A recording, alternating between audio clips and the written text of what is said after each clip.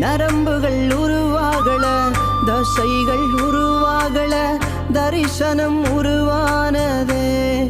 தாய் கருவிலே தரிசனம் உருவானதே. எலும்புகள் உருவாகல, நரம்புகள் உருவாகல, தசைகள் உருவாகல, தரிசனம் உருவானதே. தாய் கருவிலே தரிசனம் உருவானதே.